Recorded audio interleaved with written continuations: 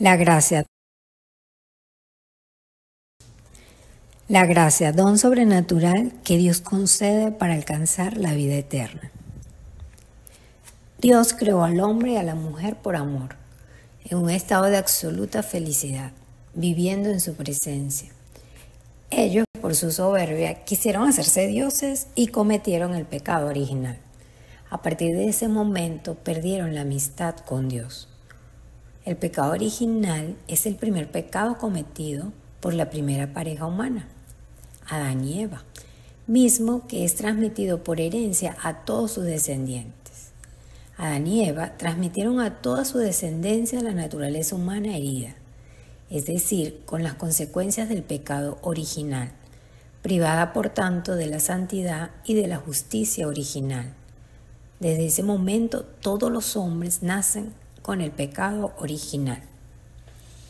Como consecuencia del pecado, la naturaleza humana quedó debilitada de sus fuerzas, sometida al sufrimiento, a la ignorancia, a la muerte e inclinada al pecado. Con el pecado original, todos los hombres pierden la vida divina y la imagen de Dios queda deformada. En el bautismo, Cristo nos hace hombres nuevos, dando como resultado que el hombre hasta ahora averiado quede restaurado, sin pecado original. No solo se le borra la falta, sino que le añade algo nuevo, le da a su espíritu una vida nueva, su vida. Así el hombre se convierte en un hombre nuevo. Este hombre nuevo tiene nuevas fuerzas, puede vivir la ley de la caridad, puede conocer a Dios por la fe y esperar su ayuda. Pero estas fuerzas nuevas no le privan de tener que luchar contra el demonio y las tentaciones. En él persiste la inclinación al mal, lo que llamamos la concupiscencia, como un residuo del pecado. La amistad con Dios perdida por el pecado original solo se puede recuperar por medio de la gracia. ¿Y qué es la gracia? Es un don sobrenatural que Dios concede para alcanzar la vida eterna y se recibe principalmente por los sacramentos. Es un regalo de Dios.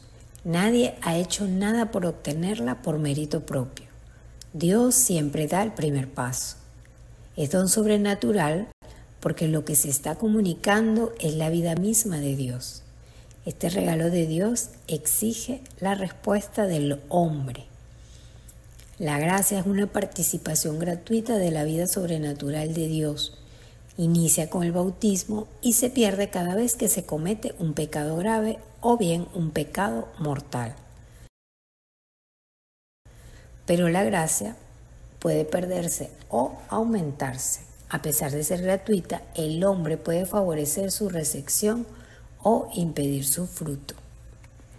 Se aumenta por la práctica de buenas obras y la recepción de los sacramentos.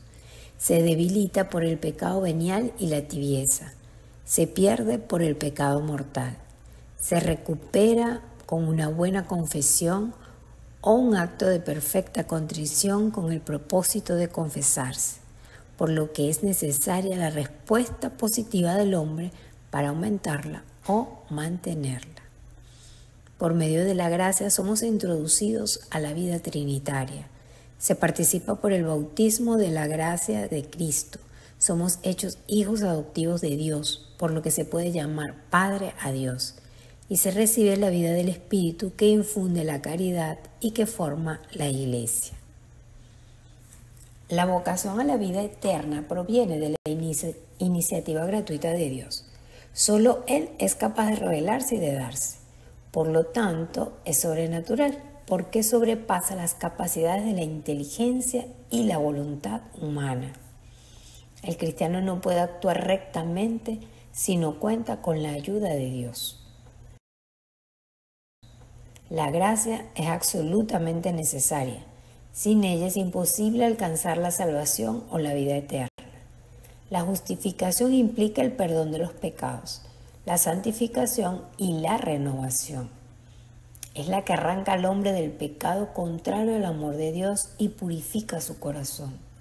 Es una acogida de la justicia de Dios por la fe en Cristo, merecida por la pasión, muerte y resurrección de Cristo. La justificación es la obra más excelente del amor de Dios.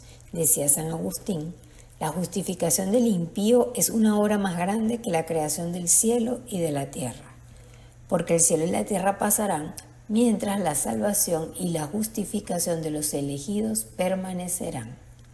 Implica la santificación de todo el ser. La justificación se le concede al hombre por medio de la gracia, en virtud de los méritos de la redención de Cristo, pero no se le da sin hacer nada por merecerla.